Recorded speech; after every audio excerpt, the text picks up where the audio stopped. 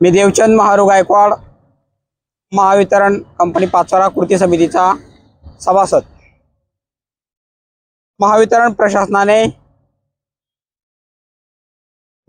प्रशासनाने पुनर्रचना संदर्भात जे प्रस्ताव सादर केलेला आहे आणि कंपनीमध्ये जी पुनर्रचनाची वाटाघाटी सुरू केलेली आहे त्याला विरोध करण्यासाठी, तसेच महावितरण कंपनीतले 329 उपकेंद्र आहेत ते उपकेंद्र खाजगी भांडवलदाराला देण्यासाठी, तसेच 7 मे 2021 रोजीचा शासन निर्णय मागासवर्गीयांना पदोन्नतीतील शासन निर्णयाची अंमलबजावणी करण्यासाठी पुनर्रचनाचा जो महावितरणने हे केलेला आहे त्या पुनर्रचनाचा विरोध करण्यासाठी आम्ही 22 सप्टेंबर 2025 रोजी महावितरण प्रशासनाला संपाची नोटीस जारी केलेली होती कृती समितीच्या मार्फत।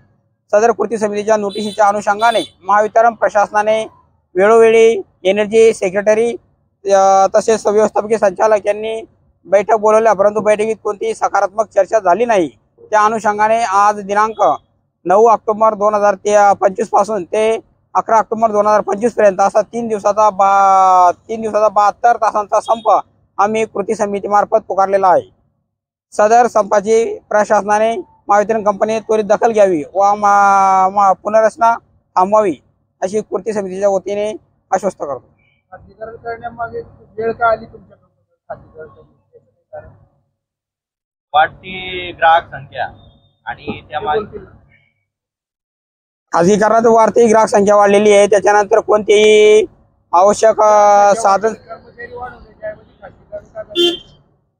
नाही, रिक्त पदे न भरता त्याच्यात पदे कमी करणे आणि ग्राहक संख्या वाढलेली आहे, त्यानंतर कोणती अत्याधुनिक सोयी सुविधा नसताना खाजगीकरणाचे कारण असं आहे सर की खाजगीकरणामध्ये समांतर वीज परवाना जो MERC कडे अर्ज दाखल झालेले आहे त्याच्यामध्ये अडानी पॉवर, टोरंटो पॉवर, त्याच्यानंतर टाटा पॉवर, तर केंद्र सरकारने काही दिवसा अगोदर कायदा आणला होता जो की तो पारित झालेला नाहीये।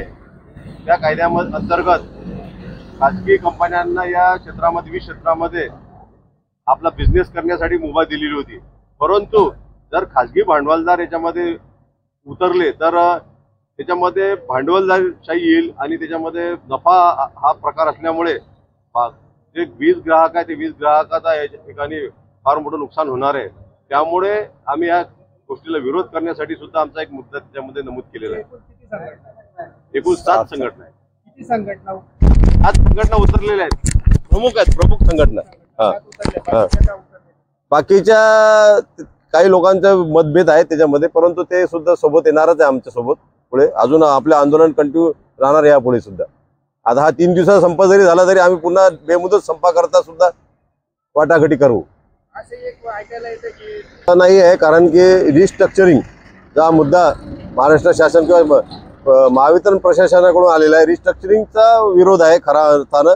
खाजगीकरण हे जे आहे हे थोडे काही उपकेंद्र, काही मीटर रिप्लेसमेंटच्या बाबतीत टेंडरिंग करून ते खाजगी भांडवलदारांना या कंपनीमध्ये नफा कमवण्यासाठी उतरवले, परंतु सगळ्यात मोठा जो याच्यामध्ये तोटा आहे तो म्हणजे समांतर वीज परवाना। आणि महाराष्ट्राचे शासनाची स्वतःच्या मालकीची कंपनी आहे महावितरण कंपनी, आणि स्वतःच्या मालकीची कंपनी असणं गरजेचं आहे, कारण की तुम्ही जर हे पासन कॉन्स्टिट्युशनल प्रोव्हिजनल पासन संविधानाच्या प्रोव्हिजन जर पाहाल तर संविधानामध्ये असं म्हटलेलं आहे की जे मूलभूत गरजा आहे त्या महाराष्ट्राच्या शासनाच्या मालकीच्या असल्या पाहिजे, आणि जे महाराष्ट्र शासनाच्या मालकीचे असल्या तर याच्यामध्ये जे ग्राहक असतील ते त्याच्यामध्ये बाधित होणार नाही आणि त्याला योग्य अशी सेवा मिळेल।